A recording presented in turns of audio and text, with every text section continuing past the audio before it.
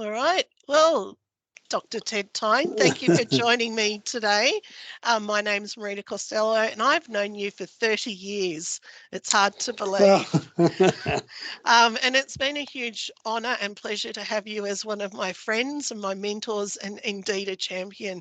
So I wanted to thank you for that. And today's all about you. I've got some questions to ask you. I'd like you to take your time and answer them. I also wanted to pay my respects to the traditional custodians of the lands on which we're meeting today. In Canberra, that's the Ngunnawal and Ngambri people. That's where I am in Canberra today. I'm with Geoscience Australia, but I'd like to pay my respects to their elders past, present, emerging. I note that the Aboriginal and Torres Strait Islanders were the first scientists, the first mappers, the first explorers of our continent. And I pay my respects to any First Nations people who log on and watch our video today. So, Ted, I do have some questions and we'll go through them. Don't hurry through them at all. But I would love if you could give me a brief summary of your work history. Oh, thanks, Marina. And we'll add our respect to the Garigal people from Sydney into your list of respect for Indigenous communities and peoples. Well, a brief summary of my work history. The first thing I'd want to say there is that my early life as a kid and a teenager, and the experiences I had and the mentors, particularly the teachers that I had, were really quite profoundly important in guiding me into the area of science that I ended up working in. My father was a chemical, worked in the chemical engineering area, and he encouraged an interest in chemistry in my primary school days, and spilled a lot of chemicals on the carpet at home. My mother was very forgiving. In high school, I had an amazing, in my senior years of high school, an amazing high school science master who was passionate about geology, and he introduced me in the final 2 years to field mapping and the excitement of walking over mineral gossans. And this was around Orange. I went to Orange High School, and one of the things I vividly remember was walking over the old gossans at the Cadia iron ore mine, and that was profound in setting my the subjects I took in my undergraduate year. And it was in that undergraduate year that in my second year I had a lecture by Larry Hawkins on seismic and geophysics, but primarily seismic. And I'd already had a huge love for physics and geology and maths, and that captured my attention. So by the end of the undergraduate degree, I'd been majoring in geophysics and geology with Larix as a key mentor, and Larix recommended me to the Geological Survey of New South Wales for a vacant position of a geophysicist, and said, I think this young fella's pretty passionate about geophysics. And so I started in the New South Wales Geological Survey in 1971 as a geophysicist, and worked there as a geophysicist through to 1988, with a parallel period of teaching at University of New South Wales as a lecturer, sort of on partial secondment. And that fitted in beautifully to the annual geophysical field camps that I started running with the universities in New South Wales. So that positioned me for my early career in geophysics, which really primarily focused on electrical and electromagnetics and potential field in the minerals area, but also worked in coal and petroleum and engineering. And from following that period and following a major initiative in our geological survey where we organised a high resolution airborne survey in parallel in partnership with Geoscience Australia and Geoterix over the Bathurst sheet. I fell in love with the process of data acquisition in the field, the flying of the survey, the analysis and the detailed care and the analysis around the positioning of the plane, hunting down the noise issues and the magnetics and the radiometrics. So after a while, I started to feel like I think I want to see more of the world, and so I joined CGG Geoterix, and I joined them mainly because of the huge respect I had for Graham Butt, who had also worked in the Geological Survey his early years. And I worked in CGG Geoterix for 1993 to 1997 and worked with an amazing team of people doing all the data processing and the interpretation of the airborne data. And that's where I had the great pleasure of meeting you and Ross and Jody Gillespie and Brenda Franklin and Martin Schneider and a whole lot of other people, and Dave Dago from the department from the Geological Survey came and joined us. And we had a fantastic time. I learned so much about industry and international exploration there, but a change in the ownership and the culture of the company caused me to leave and go and work with Encom Technology for a few years. And then I was invited to apply for the Assistant Director of the Geological Survey in the late 90s. And I enjoyed a role there for 2 years, working under one of my great mentors, John Cramsey. And when John retired, I was very lucky to be appointed as the Director of the New South Wales Geological Survey and the state's Chief Government Geoscientist.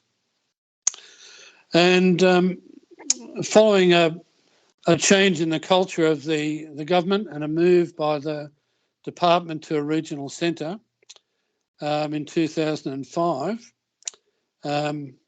I chose to move to South Australia, and South Australia was a fabulous time for me in enjoying my science, my career, my involvement in government and working with the industry through to 2017. And it was a real, all of that was a highlight for me, but I really, really did enjoy my time in South Australia. So I think that probably covers the long summary of the history. It's an incredible history, and the legacy that you've left across many states is pretty deep, really deep, and a very strong theme towards public service and doing things for the public good has shone through there, and also working with amazing people. I think that's true. So on a slightly different note, Ted, what was one of the most incredible things that either you did or that you witnessed? It could be a person or a discovery or a change in technology. Really one of those things you just go, oh, wow, that happened under my watch. That happened with me in watching. What would that be for you? Really, it's a really big question, that one. when you passed over that the list of questions, I looked at that, and there's so much to think about, and so many people and companies and organisations to give huge praise to. I think as a starting off as a young geophysicist, primarily working in the minerals geophysics area, and working on a lot of demonstration surveys, as the surveys did, and also BMR did during those days.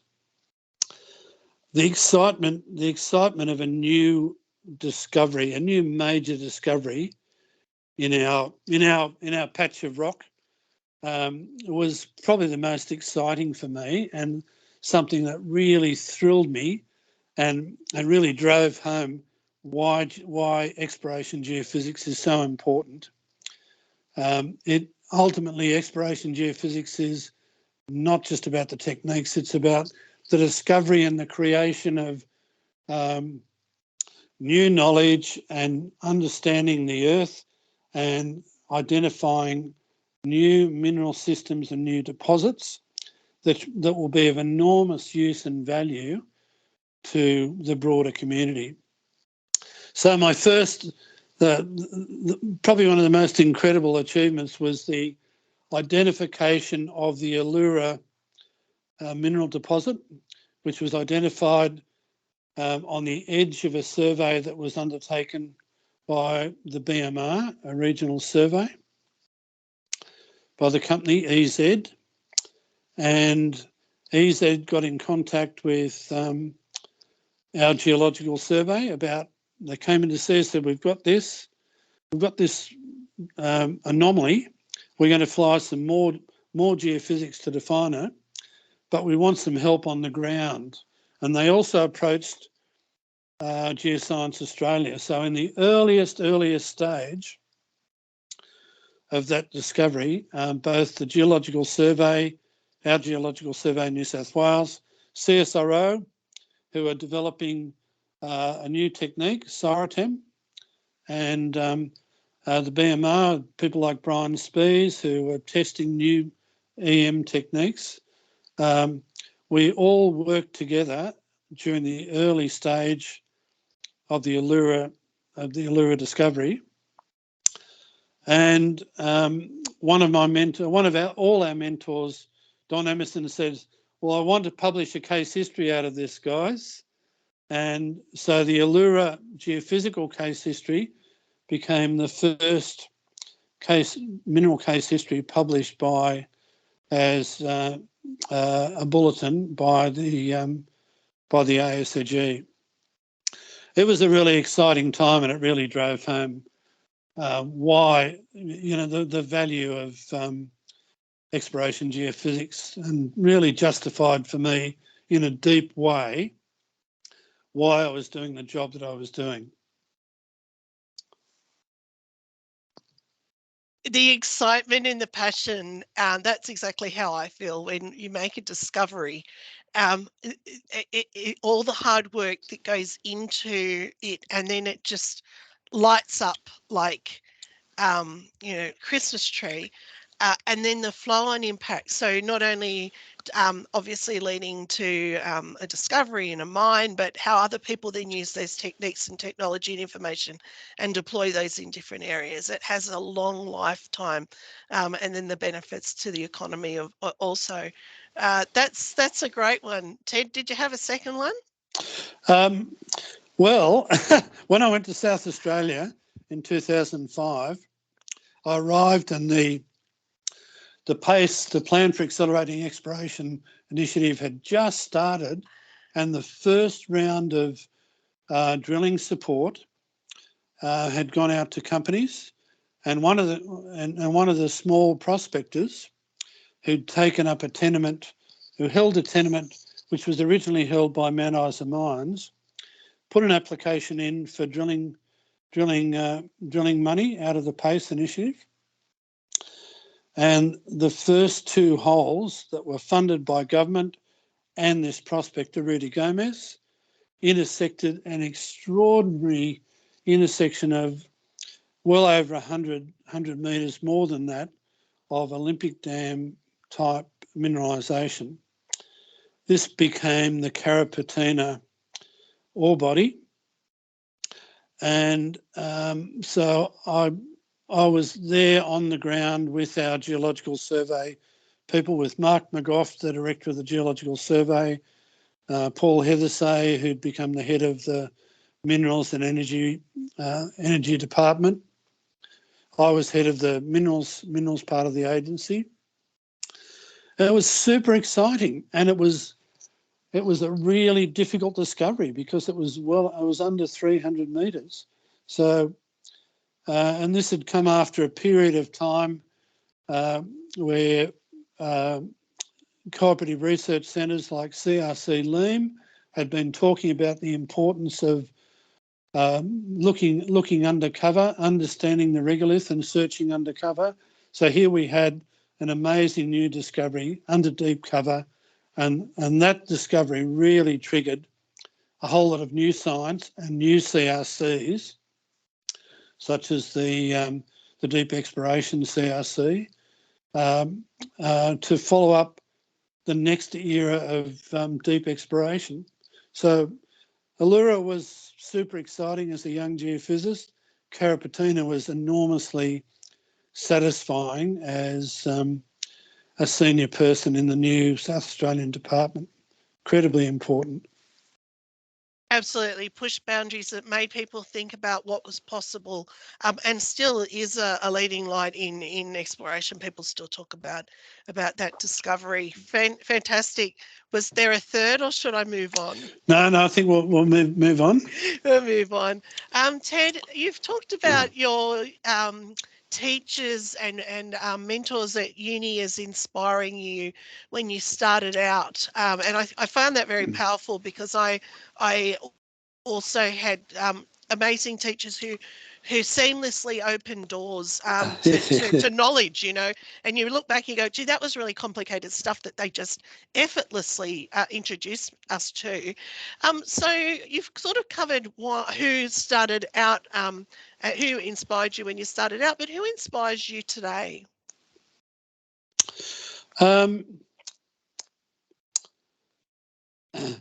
Well, I have to say that at the last 2 or 3 AEG, the 3 AEGC conferences that I've been to, the first one in Sydney, 2018, 2019 in Perth, and the last one online. I'm looking forward to going to the next AEGC in Brisbane.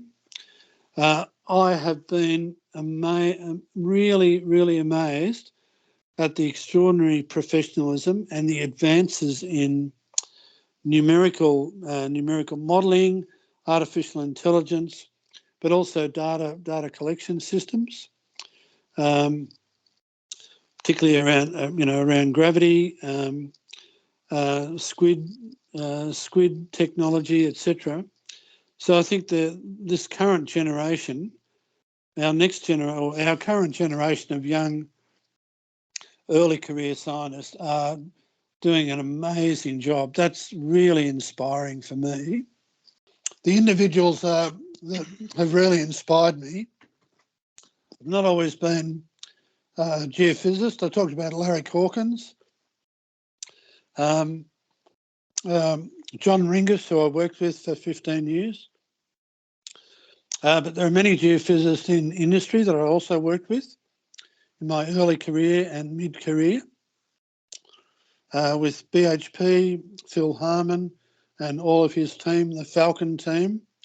Truly inspiring in terms of developing the technology. And in my the final period of my career in South Australia, I have to say I work very closely with Geoscience Australia and our Geological Survey and some key industry people. I was very, I learnt much from Neil Williams, the previous CEO, not a geophysicist, but an outstanding explorer and great geoscience leader. Likewise with Chris Pygram, a previous CEO, who is now the chair of the Minex CRC, and James Johnson, of course, and all of the team that you've worked in geophysics, Peter Milligan, etc. Barry Drummond, I won't mention them all. And also the teams I worked with in the Geological Survey of South Australia, particularly Mark McGough and Tim Baker as the director, and finally Steve Hill, who is now the chief scientist in GA.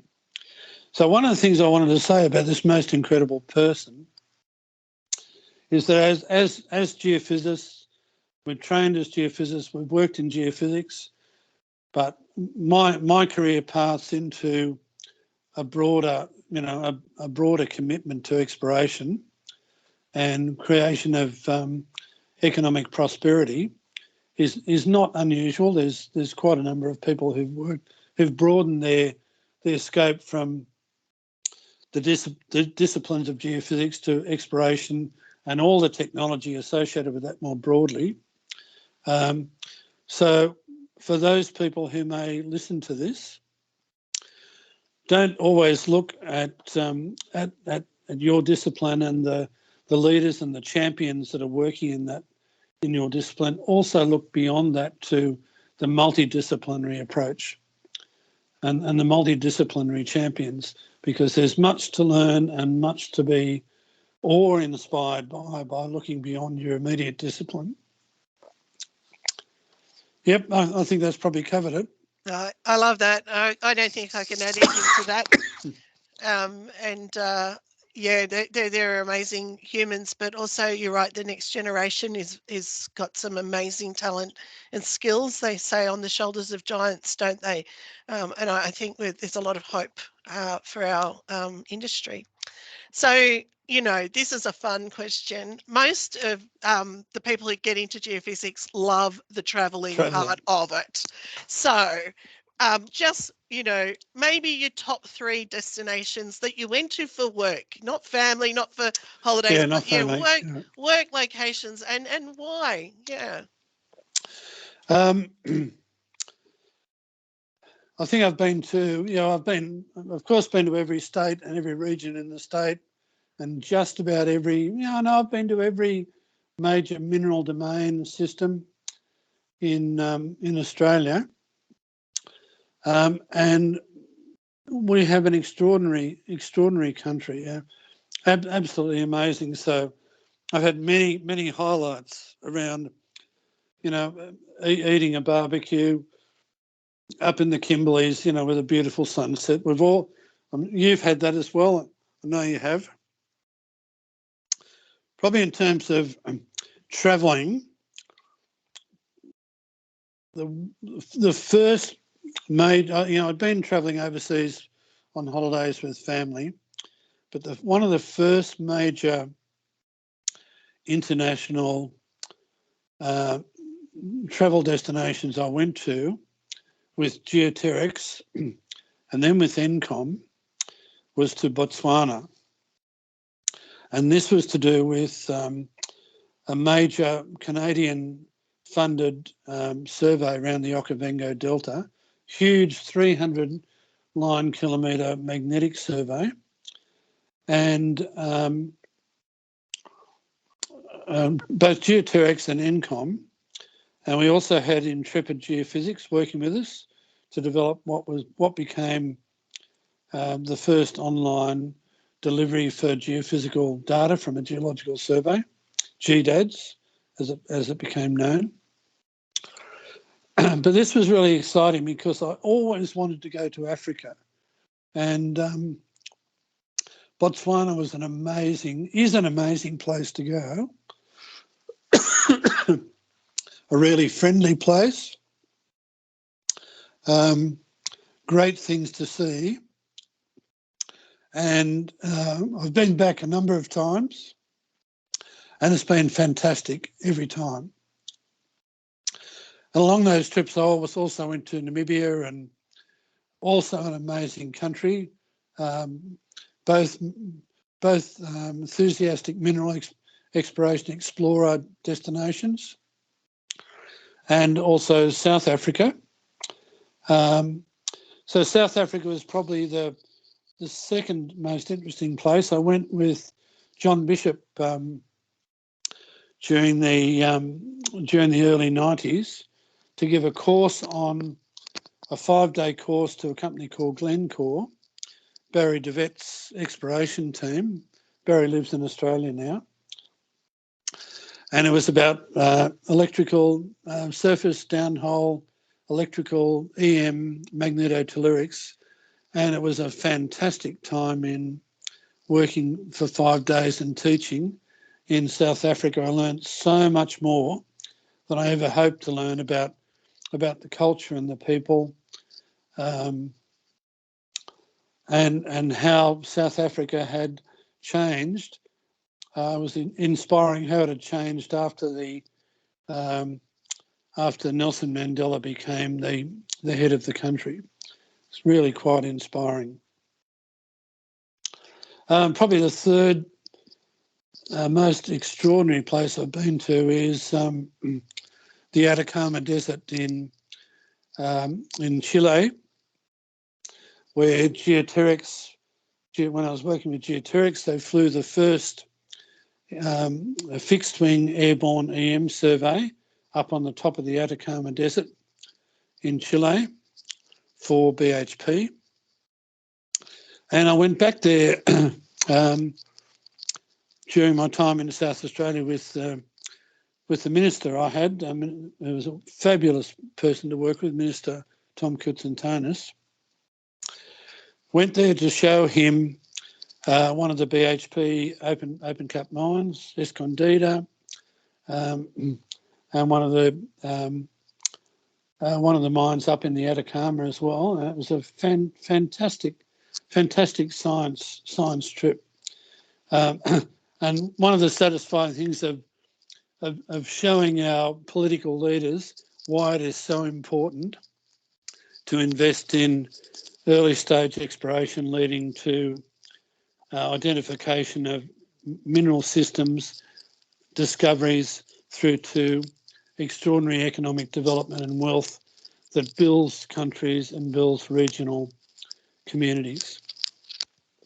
So I think they're probably my highlights for travel, even though I've been everywhere else. They're fantastic places.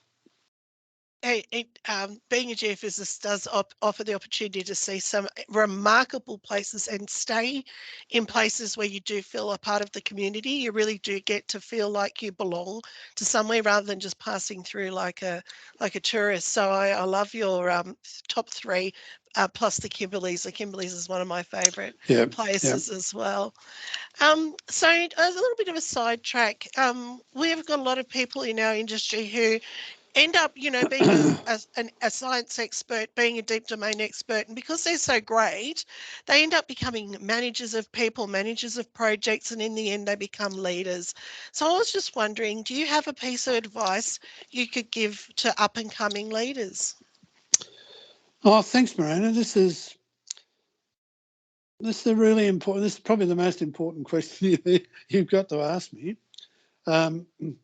And I think I can probably sum it up in a few words, what the key advice is, but I probably need a little bit of a preamble first to explain why. We all know that management of a team is not the same as leading a team. And many geophysicists who've become specialists, experts in their specialist discipline, take on a leadership role of leading a research team, such in a CSIRO or in an institute, in a university, or in geological surveys and Geoscience Australia, etc., CSIRO.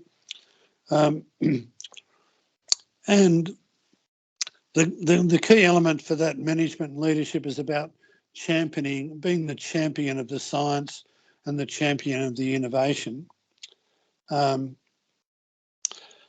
and that's a subset of a broader skill set that's needed for leadership of a more multidisciplinary team of people and a group.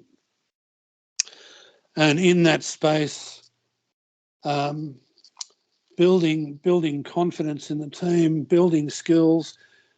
Most important word is empowering people to be the best possible scientist and collaborator and partner in the team that they can possibly be.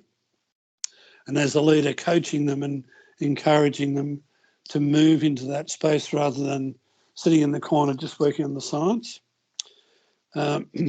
So coaching, mentoring role of a leader is so important. One of my many mentors was Barry Goldstein. When I arrived in South Australia, I'd met Barry before, but Barry was the executive director of the petroleum sector. I was the executive director of minerals. So I had to work closely with Barry like this. And Barry was also a geophysicist. So we had some common discussions. But on my first meeting with Barry, I said, Barry, what do you do around here? And Barry said, we build trust and reduce uncertainty. And that is a key bit of advice for any leader, for your team and your constituents, partners, collaborators.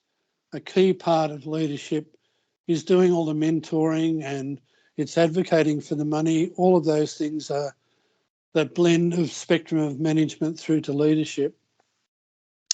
But the most high performing teams have leaders and deputy leaders and group leaders and team leaders that are focused on listening to their teams, working with them, and every day working on that value of building trust with their teams. In our space, government, public geoscience, it's also building trust with the community and across government, with other agencies like the Conservation Agency, land management, etc. So I think that's a good bit of advice that many people may not have heard before, but building trust and reducing uncertainty so that people know where they're going, confident, have trust and respect in you and their colleagues. That's sums it up in a nutshell. Is excellent advice. Builds trust and reduce uncertainty. That gets rid of so many barriers and problems, and builds confidence. Like you said, perfect advice there for anybody who's up and coming as a leader, but for everybody who leads themselves or leads a small team. Yeah. Really, really important. I love that. Thank you. So from a leader, what kind of advice would you give an up-and-coming geophysicist on the science side of things? Well, as a young geophysicist, I read widely, but I also read widely outside of my specialist discipline of electromagnetic geophysics. My PhD was in a very narrow area of borehole electrical logging measurements of petrophysical properties, etc. But I'd read widely and understood how important those parameters are to understanding the concept of a mineral system, and to understand the parameters you need to set on geophysical surveys to find new deposits. So I guess the advice I'd give is read widely, look outside your discipline, but also proactively test yourself and take on projects that are really challenging. I think one of the things I've said to a lot of young scientists, be prepared to bite off more than you can chew and really chew like crazy and see the end point. Really build your skill sets around project management to bite off more than you can chew and project manage successfully. Ted, that's exactly what I thought you were going to say. About 30 years ago, you gave me that advice, and I remember it was one of those turning points. You said, Marina, why don't you go and do X, Y, Z? And I remember saying to you, I'm not clever enough to do that. And you said, of course you are. Of course you are. Of course you are. And we're here to help you. And it was a real pivotal moment, like somebody believes in me. And yeah, I can ask for help. So they're perfect advice. And I remember you giving me that advice 30 years ago. It was probably the beginning of my my career, really, that day. Oh, that's sweet of you. So it really was. I really was hoping you'd say something along those lines. It's true. So we're coming to the nearly the end of our interview today, and while we're winding up, I think I've got one more question for you. I just wanted to thank the Australian Society of Exploration Geophysicists for facilitating this interview today, and just to let people know, there is a document online where you can read about Ted's biography. We didn't go into it all here, but it is online in the ASEG website and will be. And I wanted to thank Roger Henderson for being the history champion for the ASEG for so many years as well. So just wrapping up, Ted, and this is one of those moments in time. You've had an amazing career, a huge impact on so many people, and such an impact on the economy as well. And we can't capture all of that in half an hour of a conversation, and we probably wouldn't even if we were able to talk to you for years. But what would you like people to remember about your career? What are some of your highlights that we can end on a really happy note for? Oh, thanks, Marina. Thanks for reminding me of our time in geoterics and the time we all had together, learning together and working together. It was wonderful. It was a really happy time for me as a scientist and a member of the team that really delivered so much. So really, I guess there's one major area that got two things I want to say here. One major area that I'd like our society members, but also the broader exploration sector to remember is my contribution to public geoscience, particularly the collaborations that I've always been a collaborator and a partner and wanting to do things together with people in a team. From my teenage years as a soccer player, working with a team, loving playing with my colleagues on the field, to working with people in the field as a geophysicist, but then in leadership roles, working with BMR, AGSO, Geoscience Australia on the national programs for geoscience mapping coverages. And for me, a critical point in my journey around public geoscience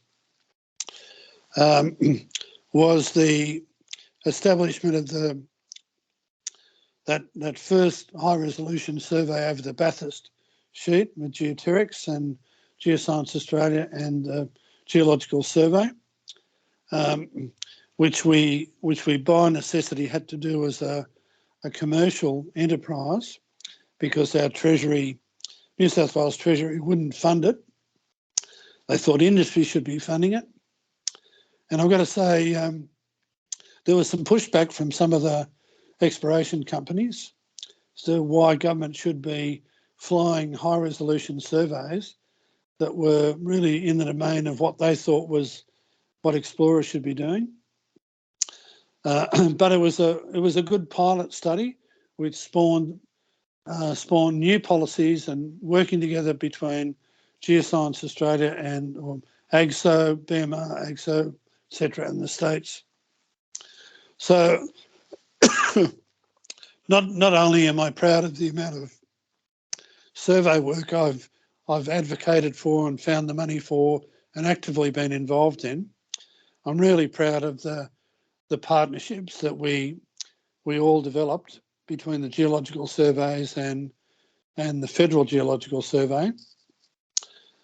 Other countries like Canada are full of praise for how Australian geological surveys, federal and states, work together, and I think that was a turnaround when Neil Williams came in as the head of BMR, and a turnaround when there was a changeover in some of the geological surveys to a more collaborative approach.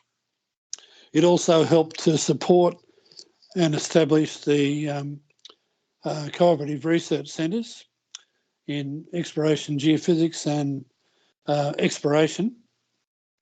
So that's an area I'm really proud of.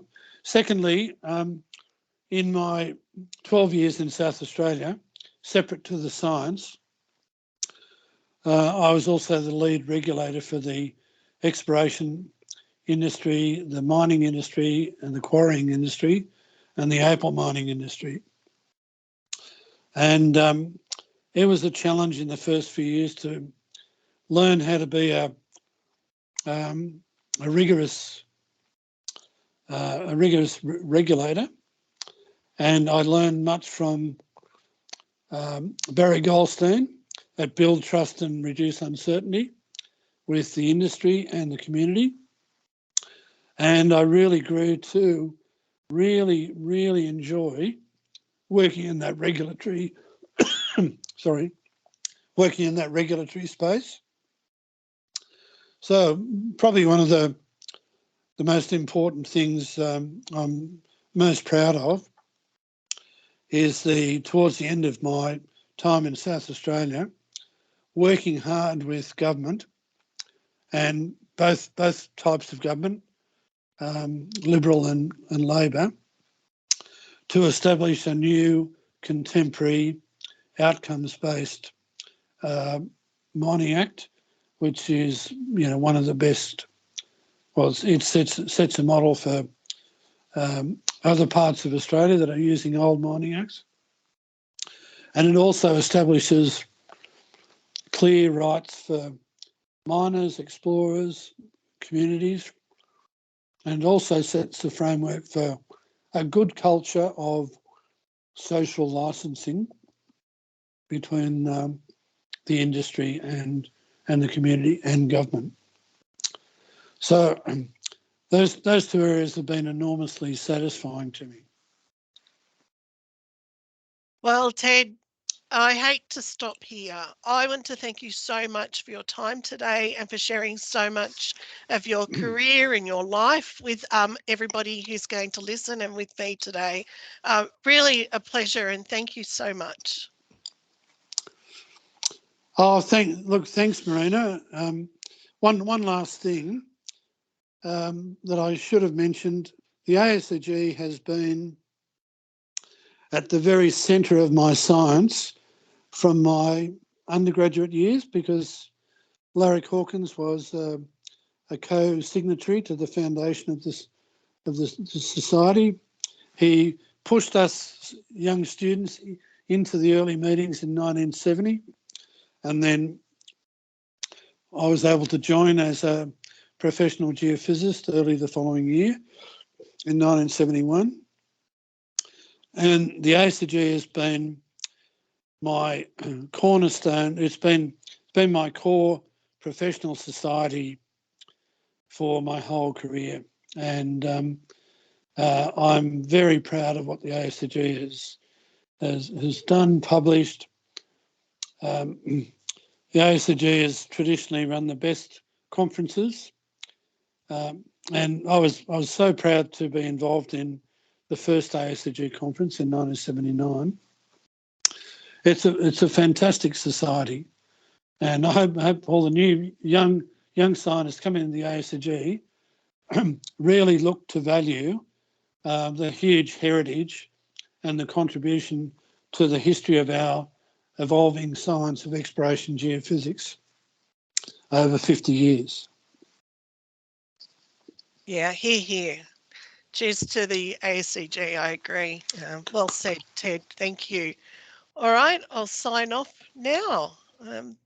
Bye.